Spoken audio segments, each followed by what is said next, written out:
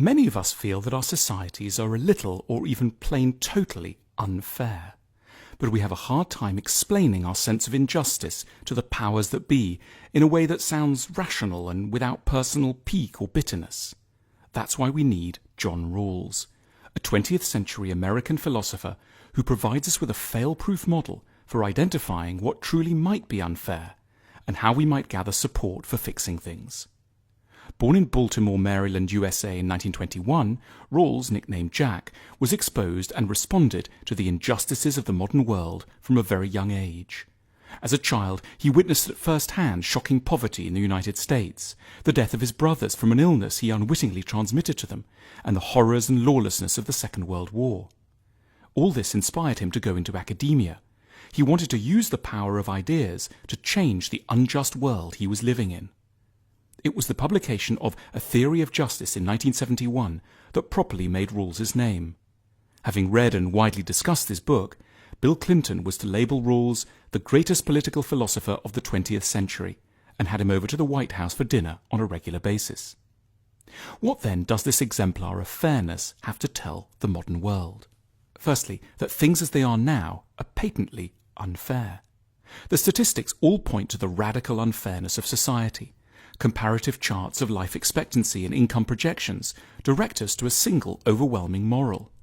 But day to day, it can be hard to take this unfairness seriously, especially in relation to our own lives. That's because so many voices are on hand, telling us that if we work hard and have ambition, we can make it. Rawls was deeply aware of how the American dream seeped through the political system and into individual hearts, and he knew its corrosive, regressive influence.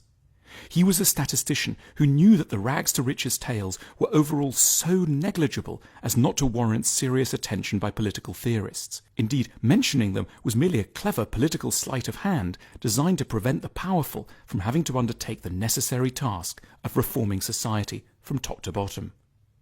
Rawls understood that debates about unfairness and what to do about it often get bogged down in arcane details and petty squabbling, which mean that year after year nothing quite gets done. What Rawls was therefore after was a simple, economical and polemical way to show people how their societies were unfair and what they might do about it. Imagine if you were not you. Rawls intuitively understood that a lot of the reason why societies don't become fairer is that those who benefit from current injustice are spared the need to think too hard about what it would have been like to be born in different circumstances. So he devised one of the greatest thought experiments in the history of political thought. He called it the veil of ignorance. Rawls asks us to imagine ourselves in a conscious, intelligent state before our own birth, but without any knowledge of what circumstances we're going to be born into, our futures shrouded by a veil of ignorance. Hovering high above the planet, Rawls was fascinated by the Apollo space program. We wouldn't know what sort of parents we'd have, what our neighbourhoods would be like, how the schools would perform, what the local hospital could do for us, and how the police and judicial systems might treat us, and so on. The question that Rawls asks us all to contemplate is, if we knew nothing about where we'd end up, what sort of a society would it feel safe to enter?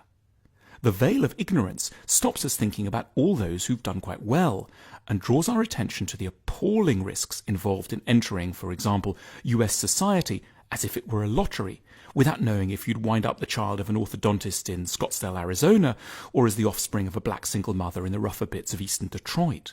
Would any sane birth lottery player really want to take the gamble of ending up in the society we now have? Probably not. They'd insist that the rules of the entire game had to be changed. Otherwise, it would be too risky. You know what needs to be fixed. Rawls answers the question for us. Any sane participant of the Veil of Ignorance experiment is going to want a society with a number of things in place. They'll want the schools to be very good, the hospitals to function brilliantly, unimpeachable and fair access to the law, and decent housing for everyone. The Veil of Ignorance forces observers to accept that the country they'd really want to be born randomly into would almost certainly be a version of, say, Switzerland or Denmark. In other words, we know what sort of a society we want to live in. We just haven't focused on it properly until now because the choices have already been made. Rawls's experiment allows us to think more objectively about what a fair society looks like in its details. When addressing major decisions about the allocation of resources, we need only ask ourselves, how would I feel about this issue if I was stuck behind the veil of ignorance? The fair answer emerges directly when we contemplate what we'd need to do in order still to be adequately positioned in the worst-case scenario. What to do next? A lot will depend on what's wrong with your society. In this sense, Rawls was usefully undoctrinaire. He recognized that the veil of ignorance experiment throws up different issues in different contexts. In some, the priority might be to fix air pollution, in others, the school system. But crucially, Rawls provides us with a tool to critique our current societies, based on a beautifully simple experiment. We'll know we've finally made our societies fair when we'll be able to say, in all honesty, from a position of imaginary ignorance before our births, that yes, we simply wouldn't mind at all what kind of circumstances our future parents might have, and what sort of neighbourhoods we might be born into. The fact that we simply couldn't sanely take on such a challenge now is a measure of how deeply unfair things remain, and therefore of how much we still have left to achieve. All this, John Rawls has helped us to see.